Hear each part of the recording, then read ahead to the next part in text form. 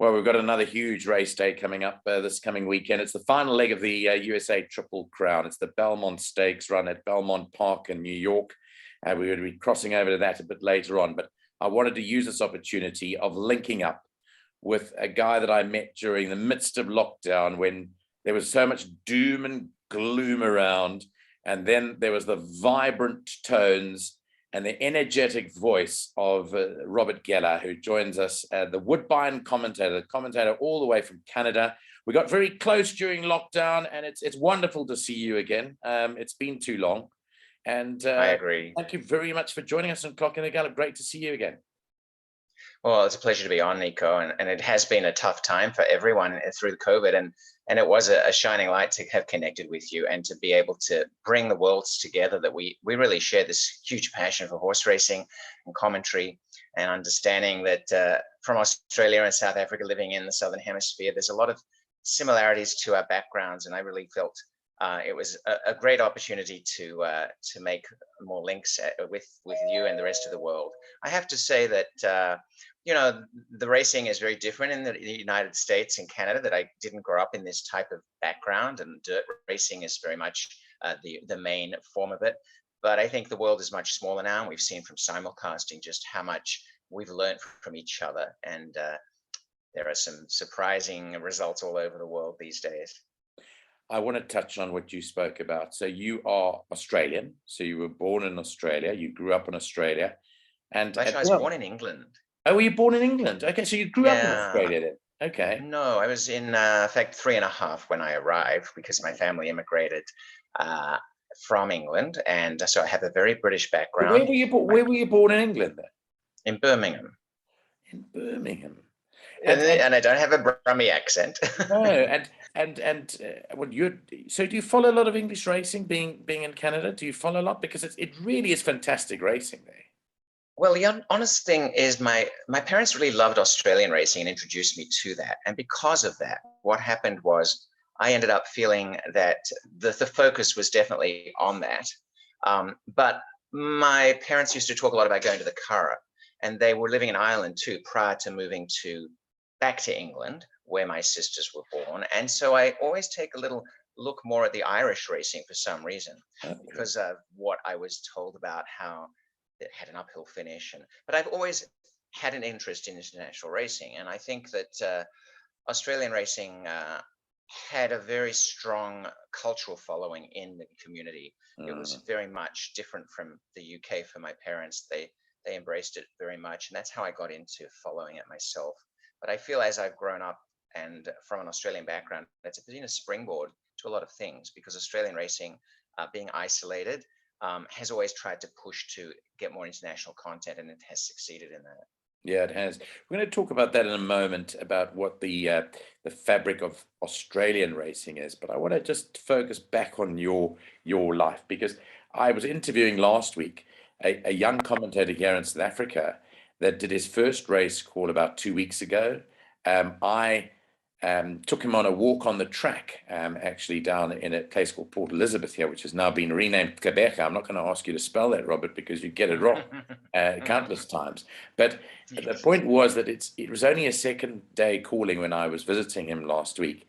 And it stems back to where the passion comes from. And it has to be a passion to start commentating and to remain in it for as long as you and I have done it for. So take me back to the early days of where you would have heard your first commentary, and then when you decided, well, that's me. I'm definitely going to do that. Well, I would go to the track every single Saturday as a child. My family took us. My parents took my sisters and I, and I was enthralled by it. I was 4. I was really young, so I can go back to 1963 and 4 and remember those races, because as a kid, I remember my father putting me on his shoulders watching Tobin Bronze win the Caulfield Cup, and was enthralled. And these are the sort of memories that form your foundation. And there were so many aspects to the racetrack that just represented freedom. We didn't live in a particularly flash way, and we lived in a sort of crowded flat. And so to get out to the racetrack represented space and excitement. And so it was a very captivating experience as a child. But the interesting part was I couldn't wait till the next race Saturday.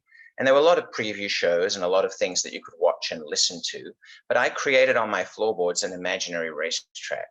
And as a child, it was part of my recreational play. And I would pull out buttons and cars and roll dice, and I would start to imagine there was a crowd in the background and there was a race going on, and I'd create each floorboard was a measure, and so on it went until I started talking through it. And the next thing I knew, that became my sort of habit, which I suppose at some point I should have outgrown. But what happened was I was from an academic school. I was sent to sort of be college trained, and I did actually follow that through after my high school. I went to college, but and I did do a degree in speech pathology, communication disorders, which was very interesting, and worked in fields to do with basically neurosurgical operations that people had brain cancer, and I had to work on their recovery and rehab, and I liked all that. And I was at the same time, in the period of the 10 years I worked in there, was constantly trying to get opportunity to be a race caller, because it dawned on me once I came back from an overseas trip that although I had this opportunity to work in this field, and I worked with cerebral palsy children initially, my heart was really wanting to really be a race caller. I just suddenly realized, why couldn't I do that if it's something that made me, so obsessed all the time so I started to go to trials where they had gallops for the thoroughbreds and travel out to a place I could practice. I was fortunate to get racetracks to support me in having a place to practice. And from that, you hear about, well, they need someone to call these trials and perhaps some harness trials. And I would travel literally 300 miles to go and do a morning's trial for $20. And it would cost me. And it didn't matter, because it was, as you say, the passion. And that's what's driven me my entire career. But the reality is, getting into the industry takes a long time for some, not all, but it did for me. And I ended up becoming sort of the commentator on the Northeast Victorian circuit. The structure of Australian racing is that they have what are called TAB race days and non-TAB race days. So the TAB race days are covered on the radio, where most of the race callers are employed, and they are broadcast to everyone. But the non-TAB race days, which are not covered by those the radio stations, the 3UZ, 3DB they were called, those radio stations didn't send their people out for those. So they needed a race caller for those. And that's where I got my experience. I was employed by 3UZ, which was the racing station. They started me off on greyhound racing, which I had a little bit of experience in trials, but not really. And I said, well, my passion's horses, I did do quite a few of those. And then this opportunity to go to Hong Kong came up. And I was, in fact, quite happy with my career in speech now, when did that pathology. happen? What age were you when that happened? Because I was 29, and I'd been in the field of working in speech pathology for 9 years, 10 years. And I was ready to say, because I hadn't really advanced in a real opportunity that I thought was going to make me go from part-time to full-time in Melbourne, even though I had a couple of interviews that didn't quite land me a job that I was hoping for, but it was close. And then this opportunity to go to Hong Kong came up when they were looking for an Australian race caller. And I thought, my gosh, I've spent so many years just really waiting for this opportunity somewhere. But now I've got to let go of this other career. Should I do it? And I did it. And I don't regret it. Yeah. I don't. What's that, Nico? No, I said you had to do it. I mean, I had to do it. The heart tells you, you are driven, your adrenaline, your joy is, because it goes back so deeply into your childhood of what makes you. And how was the experience there? How was the Hong Kong experience? So you called it both tracks. You were both. I did. Happy Valley and Sha Tin. Well, it's a very exciting city, Hong Kong, and Sha Tin and Happy Valley are terrific racetracks. They race twice a week, so it wasn't like there was a huge amount of racing each week. It was, but those races were big occasion. Happy Valley is a smaller track, inner city track, with surroundings of condominiums. So it's extremely energetic. There's an incredible atmosphere, and it's a small track, has a great feeling of excitement.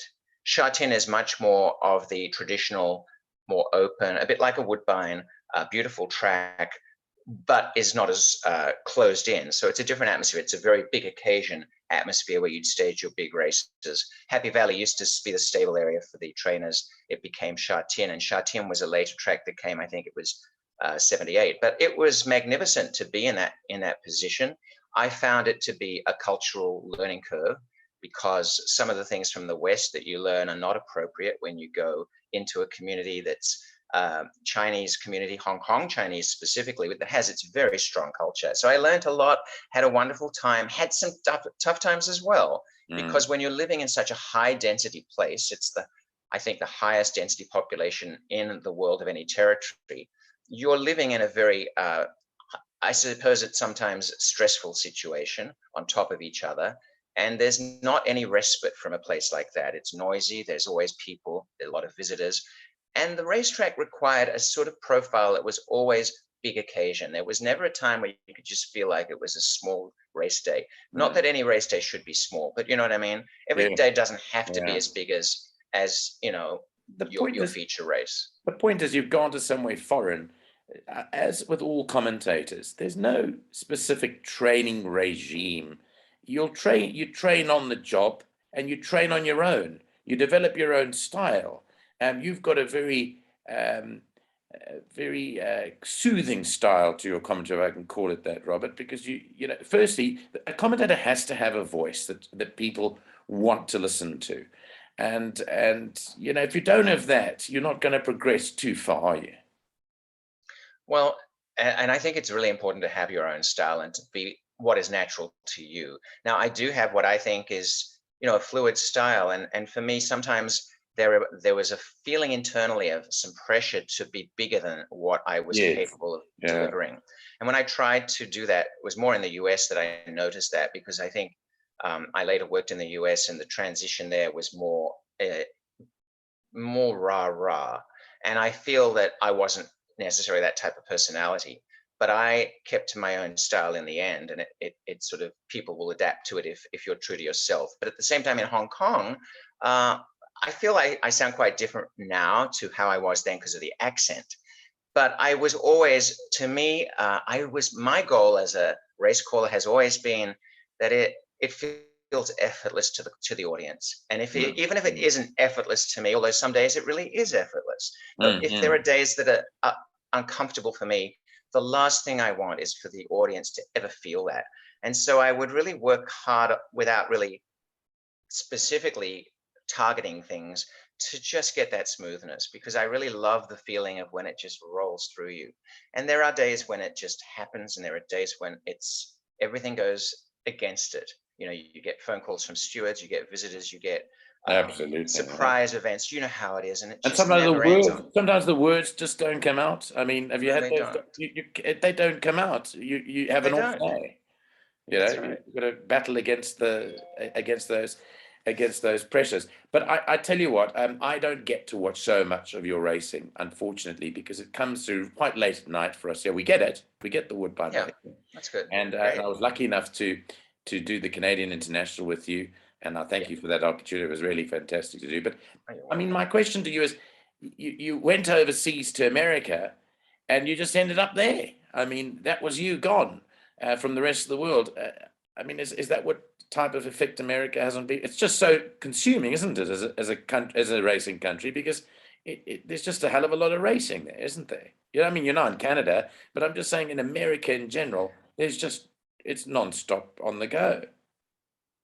Uh, their structure is different, because when races happen there, people come in for that racetrack season, and it's Yes. daily, 4 days a week, often 5. It used to be. Now some tracks are down to 3, but your whole community, is centered around that. And so your season might go for a number of days. That I was at Emerald Downs in Seattle, and then I would work at Sunland Park in New Mexico to make up a calendar year. The racetracks are constantly winter tracks, a smaller number of them, and summer tracks, but you're constantly trying as a racetrack announcer or a race caller to create a schedule that's full time. But I think the United States generally as a country was very fascinating to me, because in some ways, in terms of just the physicality of it, there was a lot of similarities to Australia, and there were so many different country aspects of the United States to discover. So it kept me enthralled as a person to travel between my two places, such as I did. I went from the Northwest to the Southwest very regularly. I racked up so many miles on my car, And I would discover through road trips fascinating parts of the United States that I was enthralled by. And Mm, so many parts became home to me, and I had a lot of friends that I made. And so as my journey started to go on, I felt like I needed to stay put a little bit because I was at a different age and I wanted to have some more lifestyle experiences. And so there was that too. And then there was the fact that I got a little bit stuck, and not necessarily in a bad way, but it was really hard to get opportunity out from where I had been if I wanted to get to a so-called bigger track. And that was mm, partly because it didn't get as much exposure, even though we had some good coverage from Television Games Network. But you're a bit isolated up in the Pacific Northwest. But it was very close to Canada. Across the border was Vancouver. And so I had a very lovely time living there, even though the culture is a little tough on Australians in some ways because we're still a Commonwealth country. And a lot of the decisions that people take for granted there would not wash in Australia. And I'm sure it's the same in South Africa. Some of the, we could go into politics and I won't do it, but it's about the lifestyle is different. But I adapted to it quite comfortably on some level because I think Seattle was a uh, very nice place to live. And the racetrack was very supportive of me. and you were inducted in the Hall of Fame, weren't you, there as well? Yeah, I felt Yeah. so touched by that because I started off that racetrack started in 1996 from day one. And I was taking a chance to go out from what was, a very high profile track in Hong Kong, or two tracks there, to a racetrack that was a small one in a community that wasn't necessarily a big racing community in terms of uh, people knowing that region in the United States as a racing center, but it had its history very strongly, and it was a strong racing community. And I started from day one when they actually built the racetrack from Mm, scratch. So we journeyed together as a team, and that's why I stayed so long, because we experienced it from scratch. And there was a book I used to read as a child called I Own a Racetrack. And I know it sounds corny, but I felt like that was my experience. It was as though the owner of the racetrack allowed us to experience it as if it was our own, because we wanted it to succeed in very difficult times when simulcasting was important and we were needing legislation to survive, and we found ways. And so we became a very strong close team, and that was important to me because I felt that Hong Kong can't necessarily offer you that. It's mm, very much the corporate big occasion. So I got the experience on the other side. And so now being in Woodbine again, which is a larger track, I feel happy that I am blessed that I've had the experience of being at both the sort of big occasion track and the small, and seeing how they handle things and how inside of both of them what's really going on. And there's a lot to be said for both, of course. But I mm. think, that's been my journey. And Sunland Park Racetrack was a surprise too in New Mexico, because I came at the very first or second year when they had just introduced casino gaming. There's a whole argument, does it benefit racing? But it really did benefit Sunland. It Mm. rocketed. It went from a track that was on the verge of extinction to a very successful track for itself. Had a lead up to the Kentucky Derby, was a winner of a Kentucky Derby with a horse from there, introduced some incredible quarter horse races. And I saw that curve. So I've seen journeys in different ways of being on a path of tracks trying to improve themselves. And Hong Kong was the same. It was at the very brink of just starting the international races. So my journey's been very exciting in that way. I feel Woodbine's kind of almost in the same boat, trying to redefine itself, trying to find that extra dimension, because racetracks seem to need it in the United States and Canada. North American racing has seen a lot of attrition of racetracks lately. Absolutely, yeah, and just on that, let's talk Triple Crown now. Let's talk Triple Crown racing, and we've got the final leg coming up on Saturday. Not a big field of 8 runners, and we're going to go through them, so it lacks quite a bit in depth. But is it as popular as it always was? I mean, I watched the Kentucky Derby, and I was fascinated with the number of people that went there. Similarly, the Preakness was fantastic. So, in terms of the popularity, I think it's where it is. But do you think, and this is a left field question, actually, do you think it's time to rethink it? Um, the Triple Crown, do you think it's time to rethink racing's modus operandi in terms of appealing to a wider audience and not to the traditionalists?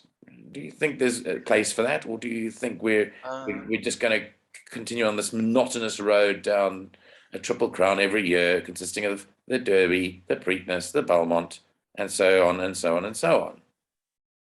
I feel like we need to still contain and maintain some of those traditions, because I think tradition is a big part of horse racing. But I think we need to educate the newcomers to appreciate those traditions more than just throwing them away, and then build some new avenues for enticing fans to find racing exciting and bring in series of racings in addition to that. But I don't want to see myself the Triple Crown dismantled, because I think the history of that is powerful in the United States, and there is an incredible, especially if the Triple Crown is on the line, an incredible interest in the race. And the Kentucky Derby, I think, will always have that. I think preserving those races in their position is important. I think young people have loved to have the experience of, dressing up and being formal and having a day of entertainment. But as far as racing and enticing new fans, I think we need to take them on a journey. I don't think it's a one hit, this will solve it, this will be the panacea to improve the interest in horse racing. I do think educating them by experiences that are at the track, and allowing people to sort of gradually learn aspects that interest them, because it's entertainment for some, it's betting for others, it's possibly horses for others as the primary lure, and whatever that lure is, we need to invest in that. But I think the racetracks are driven in a lot of ways, they're programmed by the traditions, and I think that the Kentucky Derby does provide the engine for a lot of the future races in the United States and in Canada. And I think that part doesn't worry me necessarily, because at one point, when it was such a long stretch, 37 years without a Triple Crown winner, everyone was saying, this is it, we've got to change it so that we can have one. But the wait was over, and if it can happen once, it can happen twice. And to me, sometimes we are impatient, and there can be a spate of favorites win a Derby in a row, and then there's nothing for a while. So I think that we need to learn to bring all of it together, not just, but I wouldn't dismantle myself the traditions, because you look at UK racing, you look at the United Kingdom, and I think that's their backbone is Royal Ascot and the Epsom Derby, which we saw a Desert Crown win so well the other day. And the same in Australia. People in racing who are older will be able to usher in others if they know how to do it correctly. Okay, well, there's not going to be a Triple Crown winner this year, unfortunately, for whatever reason. I mean, there's just not going to be one. But a horse could win 2 legs of the Triple Crown, and that horse is Rich Strike. Now, what's the thinking on Rich Strike for Saturday? Can he pull it off? I'm not going to pick him personally, because I think he was the recipient of a tremendous meltdown in pace. But I do think we've underrated his trainer, who was seriously aiming at the Kentucky Derby and got into the race as the also eligible. The reality is he's really trained this horse beautifully. There's a style of the horse that's from a long way back and comes into the race late, and it was an incredible Derby in terms of the pace. Just interesting for Woodbine fans, for Canadians, because the sire is Smart Strike and the dam is Gold Strike. Well, Gold Strike ran at Woodbine, and she was a champion filly. So her bloodlines are strong, and she ran third on a Queen's Plate in 2005. She was very much a very high-rated filly. So it's great to see as a dam that she's produced a Kentucky Derby winner. I think by sitting out the Preakness Stakes, although people wanted to see this horse run for the Triple Crown, I personally think it was the right decision. However, the way the race is likely to be run, given the small field, it's going to be really up against it, Rich Strike, in terms of the nature of what would really suit this horse to be able to win. I don't think horses who get that far back, who win off of strong paces, are going to be able to adapt. And often they say in the 1.5 miles at Belmont, despite the fact for the United States, it seems like an enormous distance, whereas for Europeans and for Australians and South Africans, it's not. It is for these horses, but at the same time, it is dirt racing. And I think that there are always tactics in this race that could change what people perceive to be the traditional way it's won. Most people say horses on the lead do very well. And they could, but I don't think Rich Strike is going to be set up to win this race. And if he does, kudos to his trainer, but I just don't see it. So then would you be leaning towards Todd Pletcher's duo here as a likely winner, coming from one of those two, or not?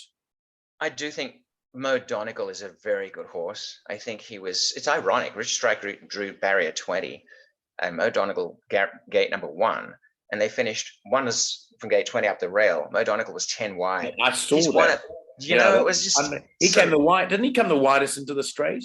it was almost in the grandstand. It was Yeah, he was. incredible amount of ground. Yeah. I mean, he was closing ground. But, you know, oddly enough, even though he was running on well, he's by Uncle Mo. I'm not 100% sold that they're really bred to go 1.5 miles on his bloodline.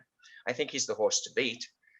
There's a danger that We the People, who was a last start winner, and well, he won by 10. Was it 10 lengths or 10 lengths? The Peter Pan. That's been a sort of post Kentucky Derby lead up race that a lot of Belmont Stakes winners have done well. In Rule of on Ice came out of that, a horse that ran at Sunland that won the Belmont Stakes. That horse is dangerous on the lead. But my question would be, is this horse quality enough? Golden Glider, who ran second there to We the People, was from Woodbine, started his career there, was very eye-catching winner. But I feel that Mark Casse has a horse that's probably a little bit below top grade, but is taking a shot. And he won this race from a horse similar, Sir Winston, who was also from Woodbine not that long ago. But I think a horse that interests me, and again, my concern is the pace, is Barber Road. I've always felt that there was one race that this horse would be suited to, and horse 8, Barber Road, is a very what I would call cheap purchase, costs what, 15,000. So it really worries me. He's up against horses that cost 250,000. But it doesn't matter really in racing. If you've got the horse, you've got the horse. And I like the way he's been finishing his races off. Joel Rosario gets the ride. I think he's a tremendous jockey.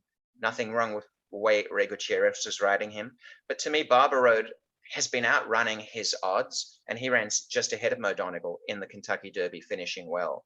If he is able to stay in range, this horse is so honest, he will produce a run, and he will be my value play because he is 10-1. And I think he will be discarded because people will say, a bit like Rich Strike, he may need a hot pace to run at. But I think he doesn't need as hot a pace as Rich Strike, and because he finished behind him, he might be better value. I do think Nest is a chance, the filly. We did see Rags to Riches win going back to 2007. She beat Curlin, who's the sire of Nest, which is ironic. And the interesting thing is, fillies have actually had a pretty high percentage strike rate. They've only had 23 fillies run, 3 of them have won. So that's not bad, really, in historical terms. Is she good enough? She's okay. She might be the recipient of the pace structure to be handy. And the other one that's up and rising is it's the Creative Minister horse, who's Kenny McPeak trained Sarava 20 years ago at 88-1 to win this race, or 80-1. He's got Creative Minister, a horse that's on the rise. But I just don't think, as you said at the beginning, Nico, this is not a strong race. It's just not a strong field. So nothing would surprise me, but my selection will be Barber Road and Mo Donegal for second. And I think one of those on the lead types for third, possibly Creative Minister. Well, we're going to leave it there, Robert. It's been fantastic catching up again. I really appreciate your time. I know you're commentating. You're going back to what you love doing. So you're straight off from this interview in your car, going off to Woodbine, and we're going to try and listen to you later on because it'll come through later on here too. I just urge you, if you do ever get a chance to come and visit us into South Africa, please do. We've got a lot to show you here, and it is really a wonderful place. So we await you. We want you to keep in touch with us, but we await you giving us the call to say you're on a flight out to South Africa, and I'm sure you'll have a crowd here waiting to welcome you to our wonderful country. I sure want to do that. I really want to do that now. Thank you, Nico. And thank you for your time. Take care, Robert Geller. And nice chatting to you again. The commentator from Woodbine, talking to us about the Belmont Stakes. An absolute pleasure to have him on Clock in the Down.